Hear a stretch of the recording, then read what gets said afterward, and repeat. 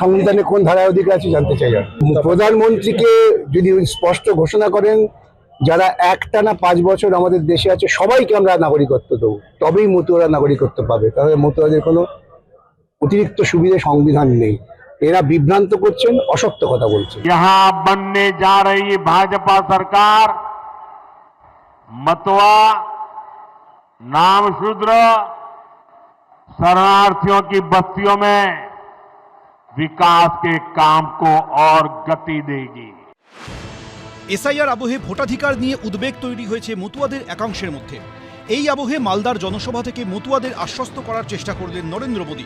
SIR শুনানির লাইনে দাঁড়াতে হচ্ছে মতুয়াদের একটা বড় অংশকেই, কারণ 2002 সালের ভোটার তালিকায় তাদের অনেকেরই নাম নেই। এদিকে নাগরিকত্বের সার্টিফিকেট না মেলায় ভোটাধিকার নিয়ে তৈরি হয়েছে সংশয়, কারণ সুপ্রিম কোর্ট বলেছে আগে নাগরিকত্ব তারপর ভোটাধিকার। সার্টিফিকেটটা পাইলে আমাদের খুব সুবিধা হইতো, আমাদের হেয়ারিংয়ে ডাকছে, আমাদের হেয়ারিংয়ে দেখাতে পারতাম।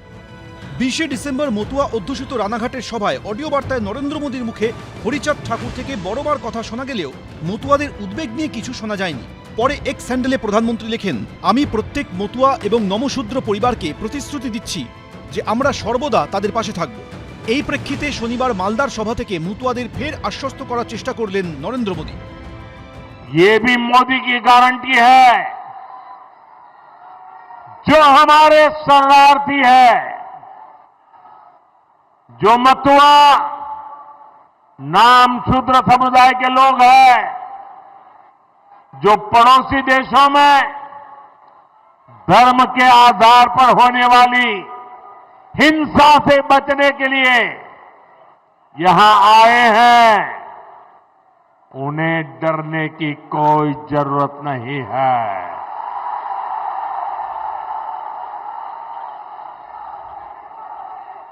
ऐसे साथियों को संविधान ने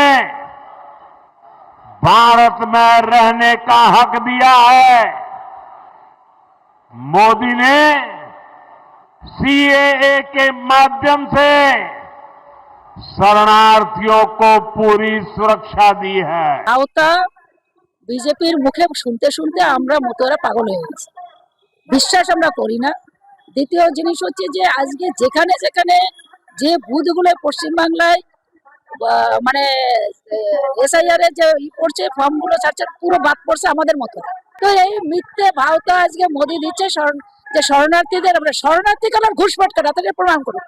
এখন তাদের মুখে আর মুসলমান নেই, মতুয়াদের ভয় পাওয়ার কারণে ভোটটা কাটছেন কেন?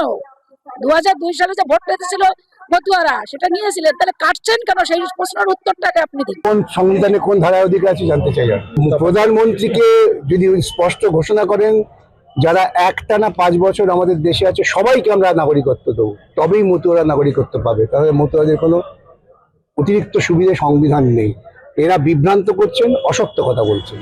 মতুয়াদের আসল শুভাকাঙ্ক্ষী কারা তা নিয়ে তৃণমূল বিজেপির মধ্যে লড়াই কিন্তু দীর্ঘদিনের। শেষ অবধি মতুয়া ভোট ব্যাংক কাদের পক্ষে যাবে সেটাই দেখার। অভিজিৎ চৌধুরী, শিবাশিস মৌলিক, সুদীপ্ত আচার্য, এবিপি আনন্দ। এবিপি আনন্দ, এগিয়ে থাকে, এগিয়ে রাখে।